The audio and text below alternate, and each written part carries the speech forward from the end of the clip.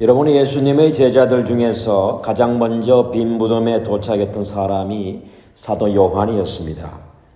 예수님의 부활을 목격했던 사도 요한은 우레의 아들이라는 별명이 있었지만 후에 사랑의 사도로 변했습니다. 기독교의 플라톤이라고 불리우는 이 명석한 젊은이는 예수 그리스도의 육체적 부활을 목격한 후에 신약 성경의 마지막 책인 요한계시록을 기록해서 우리에게 남겨주었습니다. 여기서 우리는 부활과 예수 그리스도의 부활과 그 지속적인 능력과 실제성에 관한 중요한 사실을 깨닫게 됩니다. 여러분, 요한계시록은 성경에서 성령의 감동을 받아 맨 마지막에 기록된 책입니다. 신구약 성경 전체 내용을 종합한 대결론이라고 할 수 있습니다. 창세기가 우주와 인류의 시작을 다루고 있다면 요한계시록은 그 마지막 끝에 대해서 예언을 하고 있습니다. 신약 성경이 예수 그리스도의 초림을 다룬 사복음서로 시작하고 있다면 요한계시록은 예수 그리스도의 다시 오심, 즉 재림을 주제로 마무리 짓고 있습니다. 요한계시록이 기록될 1세기의 크리스천들은 당시의 로마 황제였던 티두스의 동생 도미치안 황제 치하에 있었습니다. 티두스 황제는 AD 70년에 팔레스타인에 도착해서 예루살렘을 정복한 유명한 황제였습니다. 뛰어난 전략가였고 지혜롭고 명석한 정치가였습니다. 그는 예루살렘을 정복하기는 했지만 결코 잔인한 사람은 아니었어요. 그러나 티두스의 황제의 뒤를 이어서 황제가 된 도미티안은 자기 형과는 달리 대단히 잔인했습니다. 로마 시민들은 로마 황제를 가리켜 우리 주, 우리 하나님이라는 명칭을 사용해야만 했습니다. 그리고 로마 시민은 아니더라도 로마의 통치가 미치는 영역에 거주하는 자는 누구나 시전은 나의 주님이십니다 라고 서로 인사를 해야 했습니다. 그런데 예수님의 부활을 목격했던 1세기 크리스천들은 그렇게 할 수가 없었습니다. 나의 주님은 예수 그리스도이기 때문입니다. 나의 주님은 카이사 시저가 아니기 때문입니다.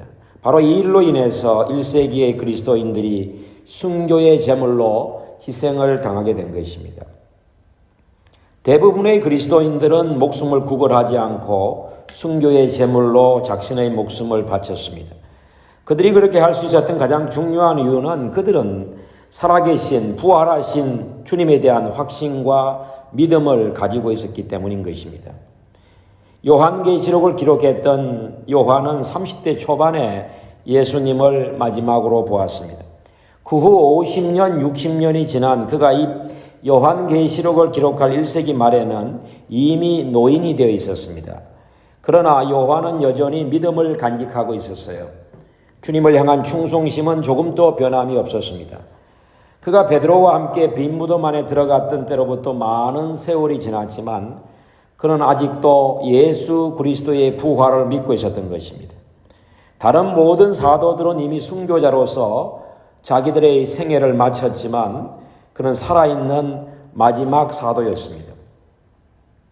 잔혹했던 로마의 황제 도미티안은 노년의 요한을 에베소 남서쪽 소아시아 해안에서 24마일 떨어져 있는 밤모 섬으로 유배를 시켰습니다. 이 밤모 섬은 직경이 25마일밖에 되지 않는 바위 투성이의 섬으로 살아있는 무덤이라고 불릴 만한 지중해상의 고도였습니다. 그러한 밤모 섬에 요한은 홀로 유배되었습니다. 그러면서도 그는 여전히 예수 그리스도의 부활을 믿고 있었습니다. 엄청난 압제 하에서도 핍박 속에서도 요한을 본래의 모습 그대로 지켜준 그 무엇이 있었어요. 움츠릴 만한 상황 속에서도 그는 여전히 담대했고 담력이 넘쳤습니다. 고통스러운 상황이었지만 요한은 여전히 주님을 신뢰하고 있었습니다. 고독했지만 여전히 주님과의 첫사랑을 간직하고 있었습니다. 그 무엇이 그처럼 극심한 압제하에서도 밤모섬의 늙은 유배자였던 요한을 본래의 모습으로 지켜주었던 것일까? 하나님께서 예수 그리스도를 3일 만에 죽은 자 가운데서 육체로 일으키신 사실입니다. 요한은 그것을 여전히 믿고 있었고 그것이 오랜 세월 기간 동안 엄청난 핍박 가운데에서도 그를 본래의 모습으로 지켜준 것입니다. 예수 그리스도의 십자가 사건 이후에 제자들에게 신앙의 위기가 있었습니다. 예수님을 통해서 자신의 야망을 이루려고 했던 많은 제자들은 예수님께서 십자가에 죽으신 이후로 깊은 좌절 속에서 신앙 이전의 상태로 되돌아갔습니다. 그러나 갑자기 다시 제자들이 예루살렘에 모여들어서 주님을 증거하기 시작했습니다. 그것은 그들이 부활하신 주님을 직접 만났기 때문입니다. 이 편지를 기록했던 사도 요한은 살아계신 주님을 증거하다가 붙잡혀서 밤모섬으로 귀향을 왔던 것입니다. 그것을 오늘 요한계시록 1장 9절에서 이렇게 말하고 있습니다. 나 요한은 너희 형제요 예수의 환난과 나라와 참음에 동참하는 자라. 하나님의 말씀과 예수를 증언하였으므로 말미암아 밤모라는 섬에 있었더니. 그때 요한은 오늘 10절에서 주님의 음성을 듣게 됩니다.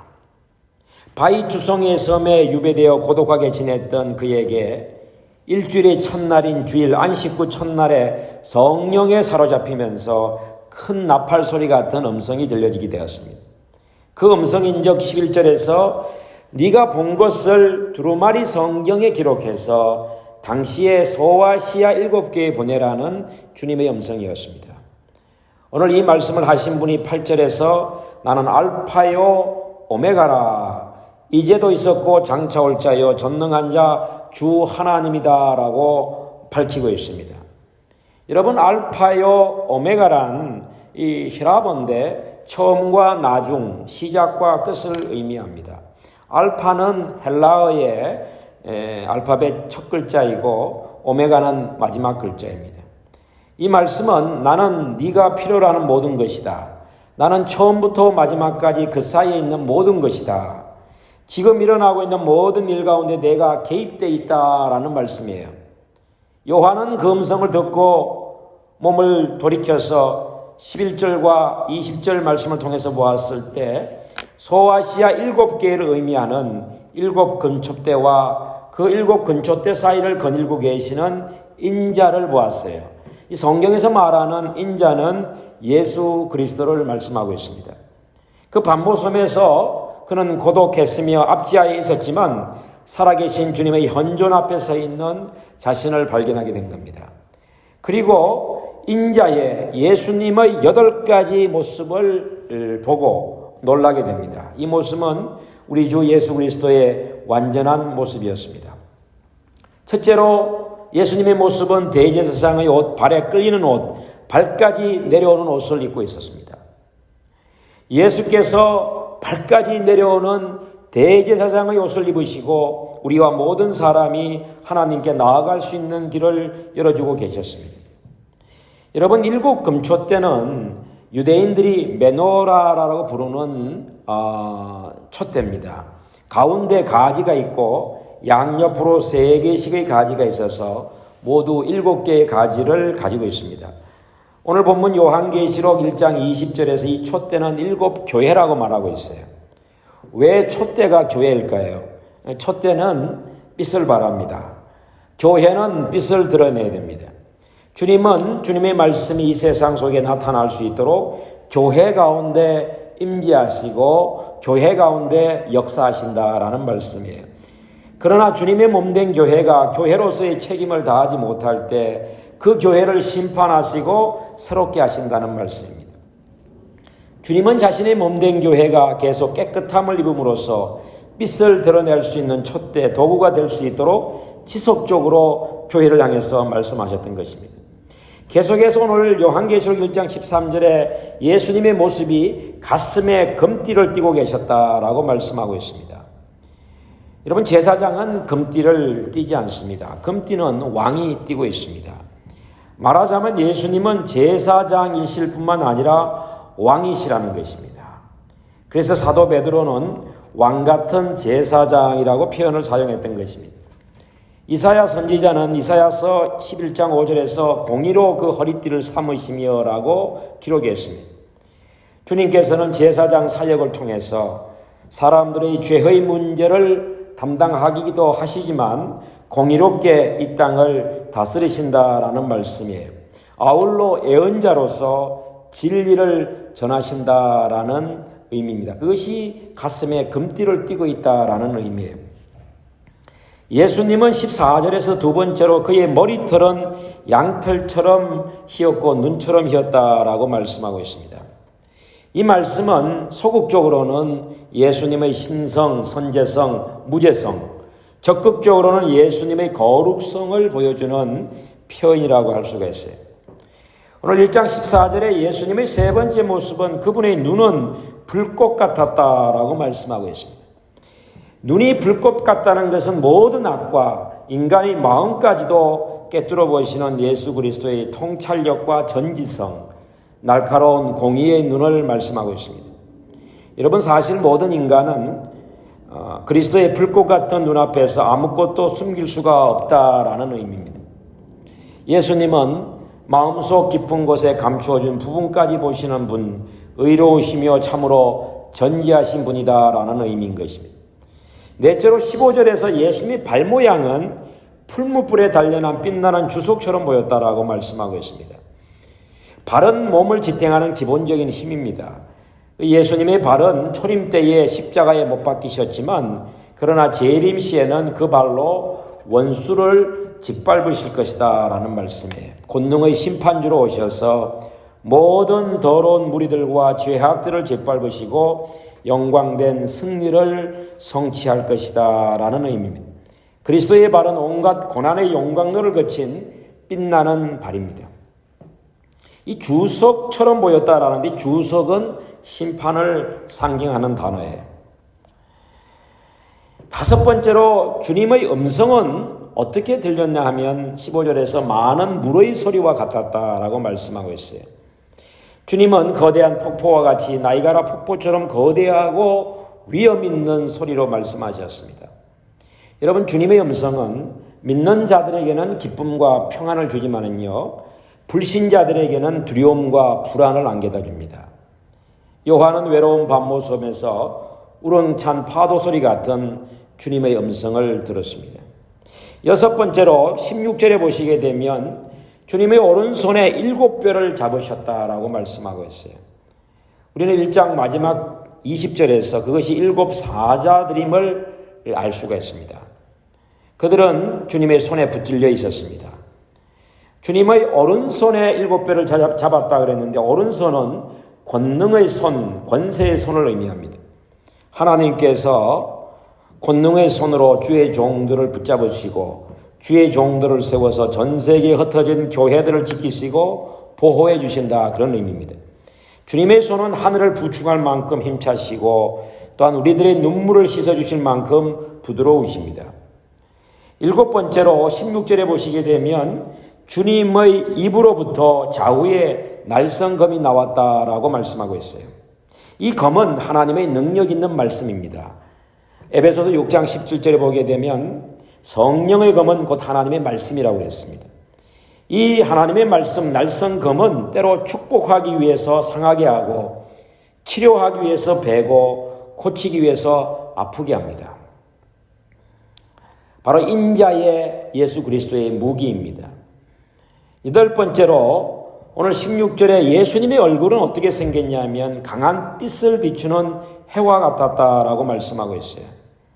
예수님은 힘있게 비추는 해처럼 눈부시게 빛났으며 찬란히 반짝였습니다. 이 일련의 상징과 묘사를 통해서 그는 장차 만물이 새롭게 회복되는 그날 그를 따르는 모든 성도들도 그리스도의 거룩한 영광과 진실된 모습으로 변화되어 빛나게 될 것을 본 것입니다. 요한은 밤모섬에서 고독하고 쓸쓸했던 자신에게 감명을 준 부활하신 예수 그리스도의 생생한 모습을 붙잡고 그 환난과 핍박을 견뎌냈던 것입니다. 사랑하는 성도 여러분, 오늘 우리들이 겪은 코로나 바이러스라는 고통스러운 상황, 고독하고 외로운 갇혀진 우리들의 상황을 지나도록 인도하신 분이 계십니다. 우리들 각자의 밤모섬에 동반자요 친구요 위로와 힘이 되시는 분이 계십니다. 그분은 2000년 전 요한에게 오셔서 그를 주님 발 앞에 엎드려지도록 압도하신 분 주 예수 그리스도이십니다. 오늘 17절에서 요한에게 오른손을 얹으시고 주님은 이렇게 말씀하십니다. 두려워하지 말라. 두려워하지 말라. 두려워하지 말라. 오른손을 얹었다라는 것은 격려와 용기를 의미합니다. 오른손을 얹으시고 두려워하지 말라 그렇게 말씀하셨어요. 주님께서는 두려움을 없애기 위해서 3마디 말씀을 하셨습니다. 오늘 17절에서 나는 처음이요 마지막이다라고 말씀하셨습니다. 예수 그리스도께서는 이 세상이 지어지기 전에도 계셨고 지금도 모든 일을 주장하시며 앞으로도 영원히 살아계실 것이다. 그렇기에 주님이 함께 하시는 한 두려워할 필요가 없다라고 말씀하셨어요. 두 번째로 요한계시록 1장 18절에서 이렇게 말씀하셨어요. 나는 살아있는 자다 그랬습니다. 내가 전에는 무덤에 갇혔지만 이제 영원히 살아있다라고 말씀하셨습니다. 주님은 살아계신 분이십니다. 세세토록 살아계시며 우리의 삶을 주관하시는 분이십니다. 고통받고 박해받던 1세기 크리스찬들에게 살아계신 주님이 소망이었던 것처럼 지금 우리가 살고 있는 고통스러운 세상, 전쟁과 기금, 전염병의 한복판에서도 예수님은 여전히 우리들의 소망이십니다. 주님은 살아서 역사하시는 분이십니다. 살아서 무엇을 하시느냐? 오늘 18절에 보시게 되면 닫힌 문을 여십니다. 주님은 나는 내 손에 열쇠를 가졌노라. 사망과 음부의 열쇠를 가졌다라고 말씀하셨어요. 오늘 1장 11절에 7교회의 명단이 나오는데 요한계시록 2장 3장에 다시 등장하는 것을 볼 수가 있습니다. 이것은 오늘날의 교회를 주님이 다스리시고 주관하시며 교회의 머리가 되시는 분임을 말씀하고 있습니다. 교회의 주인이신 예수님께서는 모든 문제와 난관의 열쇠를 가지고 계시다라는 말씀이에요. 예수님은 우리가 열 수 없는 문들을 여는 키를 갖고 계시는 분이십니다. 시편 128편에는 교회의 주인이신 예수 그리스도를 통한 축복의 말씀이 나와 있습니다. 하나님께서 우리들에게 복을 주시는데 시온에서 복을 주신다 그랬어요. 너는 평생의 예루살렘의 번영을 보며 내 자식의 자식을 볼지어다. 이스라엘에게 평강이 있을지어다. 가정과 일터의 축복에서 이어지는 자손의 축복을 교회를 통해서 주시겠다고 말씀하셨습니다. 교회의 주인은 예수 그리스도이십니다. 이 말씀은 예수 그리스도를 통해서 가정과 일터, 자손의 축복이 온다는 것을 말씀해 주고 있습니다. 사랑하는 성도 여러분, 예수님은 부활하셨습니다. 지금도 성령으로 우리와 함께 하십니다. 살아서 역사하고 계십니다. 예수님은 십자가에서 죽으셨지만 영원히 살아계시는 분이에요. 그리고 다시 오시겠다고 약속하셨습니다. 우리가 가장 필요로 하는 것을 공급해 주시고 축복하시는 현존하시는 분이 바로 예수 그리스도 성령 하나님이십니다. 그래서 여러분 가장 좋은 것은 하나님의 현존입니다. The presence of God입니다. 가장 불행한 것은 하나님의 부재예요. The absence of God입니다. 부활하신 주님은 지금 우리에게 그의 피 묻은 손을 얹어주십니다. 예수님은 우리를 들어 그의 강한 팔로 코로나는 폭풍 속에서도 안고 오셨습니다. 예수님은 우리의 영원한 생명과 축복, 구세주이십니다. 보호자이십니다. 지금도 부활하셔서 하나님 우편에 계시면서 성령으로 우리와 임마누엘 하시는 살아계신 주님이십니다. 닫힌 문을 여시고 문제의 열쇠를 쥐고 계신 분, 예수 백신을 갖고 계신 분이 바로 예수 그리스도이십니다. 여러분 이번 주는 부활절 후 6번째, 부활절 7번째 주일, 다음 주는 성령 강림 주일입니다. 그러니까 부활절 후로는 6번째 주일이고 부활절을 포함해서는 7번째 주일이에요. 그래서 성령이 강림한 주간입니다. 성령 강림 주일이에요. 사랑하는 성도 여러분, 2021년 만물이 생동하는 계절이 찾아왔습니다. 주님은 여전히 우리와 함께 하시고 이 힘들고 어려운 상황 속에 간섭하셔서 사랑하는 성도님들에게 예수 백신을 주시고 성령으로 지키시고 인도하시고 보호하십니다. 여러분 이 사실을 다시금 믿음으로 확신하시면서 날마다 주님과 더불어 동행하시는 가운데 문제를 복으로 하나님의 기회로 멸류관으로 바꾸어 가시며 믿음의 최후 승리자들이 다 되시기를 주님의 이름으로 간절히 축원합니다. 기도하겠습니다. 알파와 오메가가 되시는 하나님 아버지, 오늘 우리 가운데 찾아오시고 임재하여 주시고 우리의 인생의 모든 문제 가운데 간섭하여 주옵소서. 인생의 문제의 열쇠를 갖고 계신 주님께서 우리 인생에 닫히고 막힌 문을 열어주시고 뚫어주셔서 캄캄했고 어두웠던 삶이 이제는 시온의 대로처럼 활짝 열려지고 밝아지게 하옵소서. 두려워하지 말라. 나는 처음이요 마지막이니 하시는 주님의 음성을 듣는 귀한 시간이 되기를 간절히 소원합니다. 하나님, 오늘도 저희들을 성령의 능력으로 붙잡아 주옵소서. 죽도록 충성하라. 내가 내게 생명의 멸관을 내게 주리라 하신 주님의 약속의 말씀을 기억하면서 주님의 피로 값주고 사신 시온성과 같은 주님이 직접 설계하고 세우신 하늘비전교회를 사랑하고 충성함으로 가정과 일터와 자손들이 복을 받게 하옵소서. 자손 대대로 복을 받게 하옵소서. 주님의 나라에 다다른 그날까지 믿음의 최후 승리자로 서게 하옵소서. 예수 그리스도의 이름으로 간절히 축복하며 기도하옵나이다. 아멘.